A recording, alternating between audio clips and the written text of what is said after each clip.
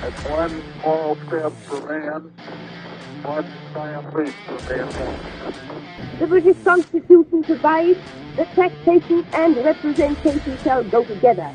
Therefore, women taxpayers are entitled to vote. I have a dream today. Let freedom ring, and if America is to be a great nation, this must become true.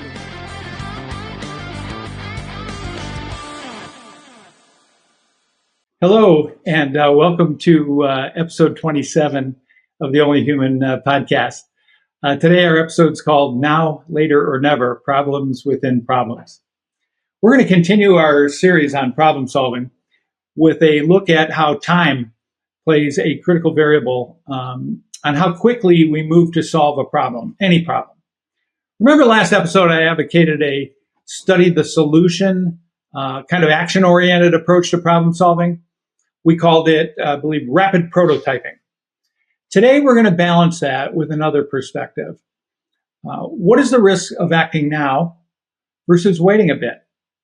It turns out that there's some really simple answers to that critical question, but most of us don't stop to ponder them when we're dealing with our problems, and today we're going to do that. So that sets us up for our Blue Threat Proverbs of the week. We've got two of them. We're going to continue from last week and repeat number 17. You can analyze the past, but you've got to design the future. Right? You can analyze the past, but you have to design the future. And as we look at a problem and what led to it, we're doing that analysis of the past. But we shouldn't just be playing whack-a-mole with problem solving. We shouldn't just make that problem go away. We should make that problem work for us as part of a better future that we design. And depending on how we design the solution and when we implement it, we can move toward that better future and get away from the whack-a-mole approach to problem solving and wait until the next one comes around, right? So to this Blue Threat Proverb, we're going to add an old friend. It's the fourth dimension is the first decision. And the fourth dimension we're talking about here is time itself. And so as we're looking at analyzing the future or analyzing the past, designing the future, what role does time play in that process? So in order to get at those questions, I want to quickly review what we discussed last week to set us up for today's discussion. First of all, studying a problem, obviously, to some extent, delays the effort to fix it. And secondly, if we study it for too long, it's not the same problem at all, right? Remember, problems have a life of their own. They build inertia, they mutate, and they often change the people that they're impacting and the cultures that they're impacting, which in turn can change the problem itself. And certainly it can change any available solution if you wait too long. And we call this analysis paralysis. It's a term that's been out there for a long time. That's the never-ending study of a problem that sort of satisfies our need to do something without really doing anything. And the big deal about that is it avoids the risk of being wrong. Right? And that's why people and organizations love studying the problem, because it's hard to go wrong when you're studying something, right? But it's easy to go wrong when you employ the wrong solution, right? Doing nothing becomes safer for the individual than being wrong about proposing a good solution. So we talked about that as an undesirable comfort zone of indecision, right? And it serves nobody but the people that are afraid of making a decision wrong, right? If the problem's impacting others, at least it's not impacting them if they don't do anything but study the problem. So with that running in the background, let's look at two variables that we can use to make good decisions about how we go about moving from that analysis phase, designing the future, and keeping the time that we have available to do it in mind throughout. So the first is, how big a deal is the problem? How serious is it? And that term we want to use is consequential. How consequential is the problem? Which will lead us to determining the need for a near-term or late-term solution. So here's an example I kind of ran into a while back. It's kind of a goofy one, but while washing my thinning but still silky salt and pepper hair, I felt a bump on my scalp, right on the top of my head. And it was new. It hadn't been there before, but it wasn't very big, right? So I decided I got a bump in my head. I'm not going to do anything about it. 2 weeks later, it was 3 times that size. I thought I might be about to grow a horn. So I decided it's probably time to go to the doctor and have it checked out. My general practitioner looked at it and very quickly sent me to a specialist with some urgency. Never a good sign, right? So now the consequence of that problem has become potentially very high. It was a big deal. If this was some sort of cancerous tumor, what might that multi-week delay have cost me? Maybe my life, right? As it turned out, it was just a lump of fat that they cut out of my head, but it came with a great lesson to me. When dealing with issues of consequence, delays can be deadly. And using kind of the same example, but kind of a different result, what was the consequence of my solution during those 2 weeks when I said, this isn't a big deal? Right? Maybe an hour of my time to go in and see the doctor, but I was too busy, right? And so I waited unnecessarily, and that delay could have cost me, right? So here's the thing. Look at every problem for its consequential nature, the seriousness of the problem, as if it were the worst version of that problem, right? When you begin to look at the seriousness or potential seriousness of a problem, that's the first indicator of whether you need to act quickly or you have time to wait. Okay? So the second variable, first variable, how serious or consequential is the problem? The second variable is how reversible is the action you're planning to take. So just continuing with my personal health example here, let's, for argument's sake, say that when I went to the specialist, she informed me that what I was feeling on the top of my head was just the tip of an iceberg-shaped tumor that was eating into my brain, and that surgery to remove it could leave me paralyzed. But there was a 50 to 60% chance of success. Now we have a irreversible decision to make, right? If I decide for surgery, I got a 40 to 50% of ending up paralyzed. If I don't do anything about it, I've got a pretty much 100% chance that this thing is going to continue to metastasize in my brain, and eventually I'm going to be dead. So those are the types of real world decisions that, thank God, I have not had to make, but dozens, scores, hundreds, thousands of people in our world have to make every day. So I want to be able to look at some less severe examples with you to talk about these two factors, right? The two consequences, the seriousness of the problem, the reversibility of the solution, through a relatively simple lens to see if we can get a little bit of a better grasp on when we address the problems that we face. So to get started, here's a couple of questions to ask ourselves when we're trying to decide whether we act now or whether we act later, or do we just delay until the problem becomes clearer to us. The first one is, how consequential is the problem? The second one is, how reversible is the action you're planning to address that problem? And so those two factors, consequence and reversibility, lead us to kind of a quadrant. And so let's look at the easiest one first. Low consequence problem, high reversible solution, right? That says move ASAP, right? Because you've got an opportunity to try things, right? Low consequence problem, high reversible solution begs for that rapid prototyping approach we talked about last week, right? So as we kind of dive into this, we want to go through those four quadrants with maybe some personal examples and some examples from out there in the world that we can begin to see how to wrap this bubble of time to make the best of our decision-making capability, right? So let me give you an example of a high consequence problem that my company faced here coming out of COVID. We had an opportunity to survive COVID because we had a pretty good plan. We had some money in the bank. We did all the things all small businesses do. We leaned up. We tried to find new cash flows. We took advantage of some of the opportunities that we were given with small business loans and the ERP, all of those types of things. But yet we come out of COVID and we have to almost restart our business, which had been around for 17 years at that time. So we had to make a decision as to whether or not we were going to, how we were going to get our cash flow back. And that begged for something new, right? It begged for something new, a new product line, new methodologies to deliver. All of those things cost money to build, right? So we have a high consequence problem. We are running out of money. We don't want to lose our company. We don't want to go bankrupt.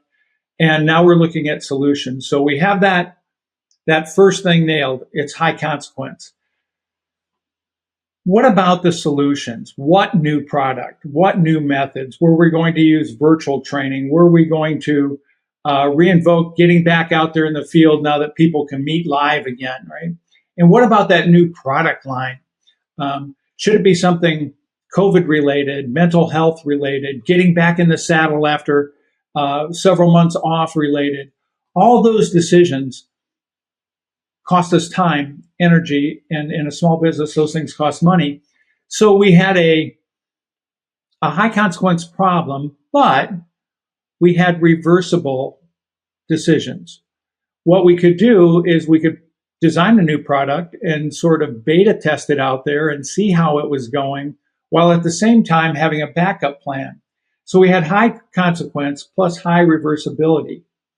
And so that begged for immediate action. Almost immediate action. You obviously have to do a little bit of planning. But there was no sense in delaying because dollar bills were just running through the hourglass, right? A personal example I saw on Facebook the other day that'll take us to the next one, which is low consequence and high reversibility, right? Which also leads us to act quickly. This one I saw on Facebook. It was a lady getting ready to go to her high school reunion. Kind of a high stress event for a lot of people. Maybe a lot of people would see that as high consequence, but it's not life threatening. It's just image threatening, right? And she was trying to decide, what to do with her hair. She was getting gray and she didn't want to go back with a bunch of gray hair, but she wanted to figure out what color perhaps to dye her hair and not look bold or stupid or anything like that. And so she was trying to ask people, what do you think about different things? And so you have a sort of low consequence thing. How will I look at my class reunion? And a highly reversible solution. You can always change the color of your hair if you don't like it. However, I come to find out after looking at this a little deeper, you can't color your hair one day and then color it something different the next. You have to give yourself enough time to be able to have good, solid hair color change things going on. And so once again, the temporal version of this says, well, yeah, if you're going to do something, you've made that decision. You're not sure what it is. It could be one of several options. So get started soon, right? Get started soon. Try the blue hair, try the red hair, try the blonde hair, whatever it is, because you want to give yourself enough time over the next few months to be able to get it just right. So once again, when you have reversibility in play, which is about studying the options that we have to address our problems and not going in for an all or nothing one-way decision gate, right? Like brain surgery. It gives you the freedom to act soon, and it should give you the motivation to act soon. So we've covered a couple of them. We've covered low consequence and high consequence coupled with high reversibility.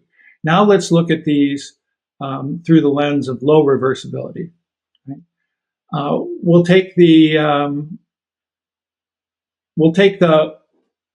low consequence, low reversibility one first, right?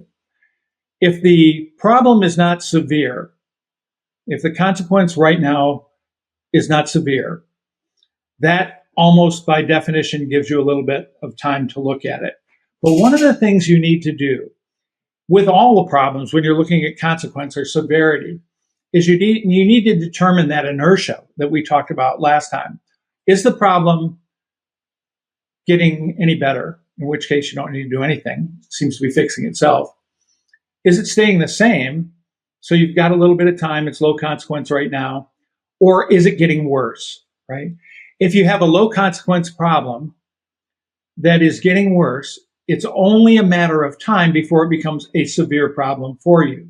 So once you've sensed that inertia, is the problem getting better? Is it getting worse? Is it relatively stable? You can begin to adjust how quickly you have to address it. So low consequence right now, but it might be getting worse. But the action that I'm taking might not be as reversible as I would like. Now, a small business example again that I'll use that I see quite often in small business is somebody wants to change their branding, right? They want to change their logo, their color scheme, their brand reputation, maybe redesign their website. Lots of small businesses are doing this all the time. I generally have resisted it in my company, probably against the will of a lot of the people that I work with. But to me, that is not very reversible, even though you can say, oh, you can always go back. The last thing I want to do after 20 years of building a corporate reputation is confuse my customers as to who I am and what I am. If I've designed a future that says, yes, we've got to change this convergent logo from wings and swords to something different, and that aligns with my future, and I'm bought in at least to the 80 to 90% thing, and I pull that trigger, there's no going back to this. Because if you do, you're sending the wrong message into the field. So it's a low consequence problem, right? Unless you're a web designer, in which you try to convince every small company you talk to that it's a high consequence problem. But really, things are usually burping along okay, and then all of a sudden somebody says, hey, we need a new website. While we're at it, let's get a new logo. Let's change our color scheme. We'll put all this together, and we'll be done in 3 months. It only cost us $50,000, and we're going to make that up in the first month afterwards. The severity of the problem is low, but the reversibility is also low. Right? So that begs for looking really, really hard and doing all the market research you can in order to be able to make that decision correctly. Low consequence doesn't always mean that you can act right away, because it could turn into something different, right? Which comes to our third point here, which is we've got consequence, we've got reversibility, but we also need to be looking at the secondary impacts of any solutions that we do actually execute. Could that create new problems of their own? So now it's time to move to the biggie. And we're going to do that in just 60 seconds right after a word from our sponsor. Have you ever finished the latest bestseller on habits or personal performance and asked, yeah, okay, but how? All the improvements you visualize while reading the books require one thing to achieve in your own life: deliberate practice, a new way of focusing attention inside the routine to drive consistent improvement with every experience. Focused on getting the biggest impact from your career development opportunities, the Deliberate Practice of Professionalism course from Convergent Performance teaches you the steps and requirements to achieve improvement and mastery of your targets. Discover how deliberate practice can springboard your improvement efforts, no matter what they might be or your current skill level. Join us on our website at convergentperformance.com and click the link for e-learning to sign up for this exciting program today.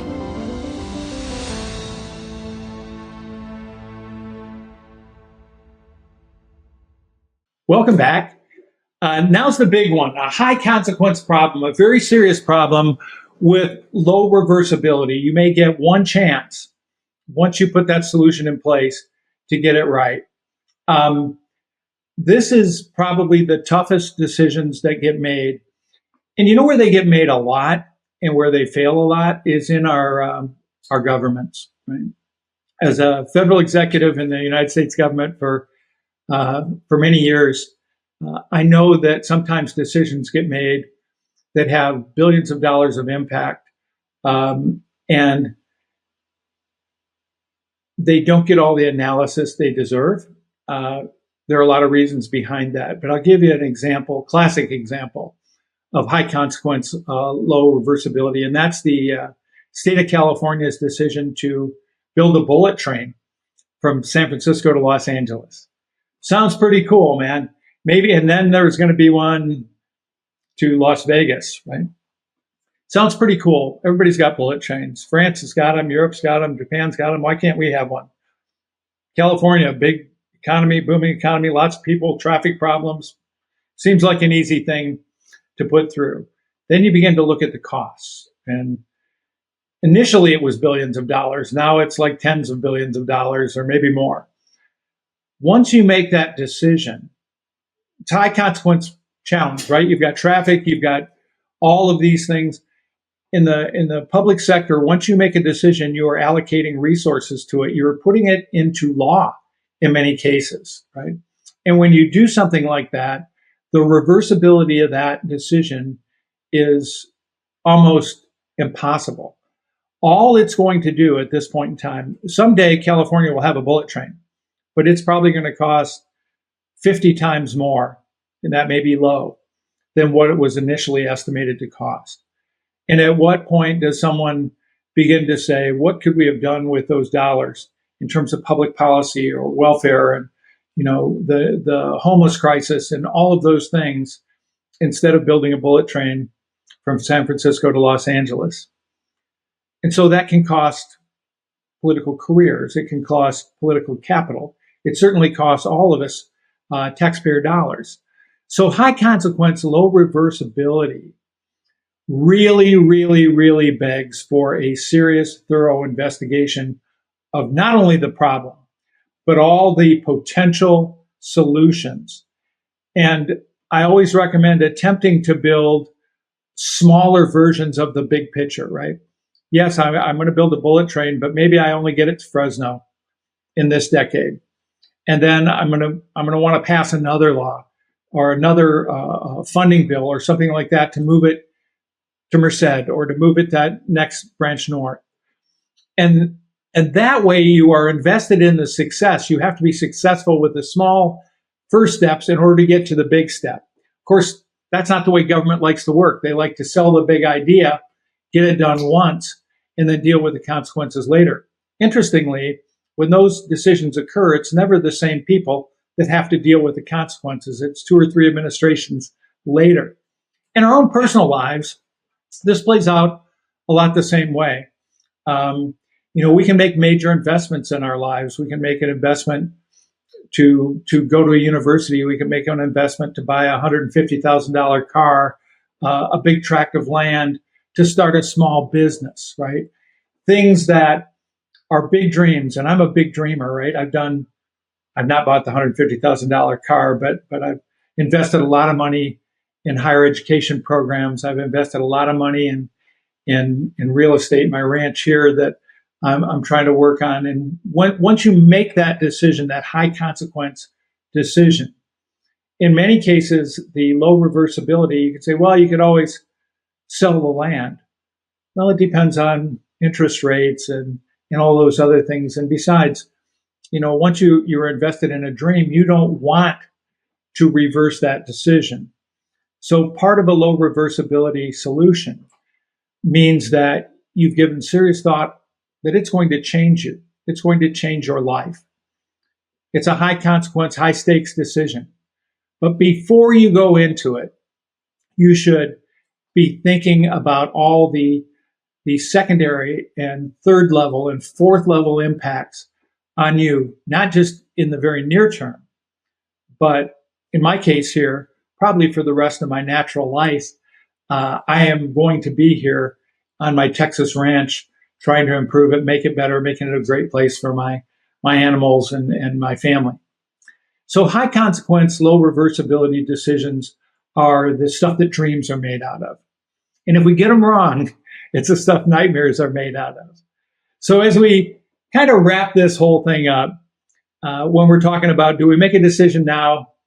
Do we make a decision later? Do we delay a decision for as long as we possibly can. It all comes down to those two factors. What is the seriousness of the problem, and what's the reversibility of your solution? To wrap this up, going back to the last episode and leading into the next one, we've talked about problem solving that people like you and I do every day, but with a little bit more connoisseurship. Right? I said the best thing you can do with any problem last week was get started on it, right? And if you have the opportunity to implement a solution that isn't an all or nothing, one-way decision gate, right?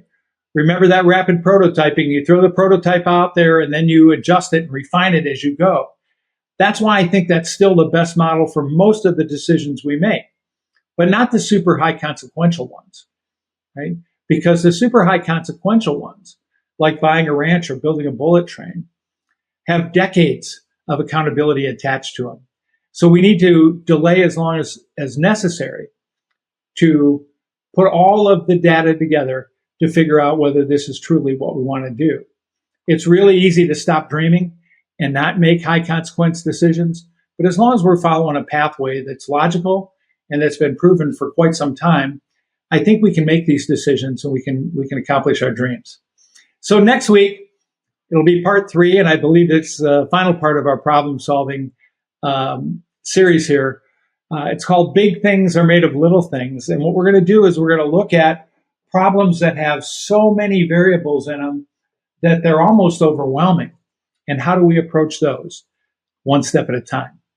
So that's a wrap on episode 27. I'd like you to consider sharing this and with your friends, colleagues, your Facebook, LinkedIn buddies, so that we can continue to get the word out here, how we can look at making our lives better by virtue of things we do for ourselves and to ourselves with the resources at hand.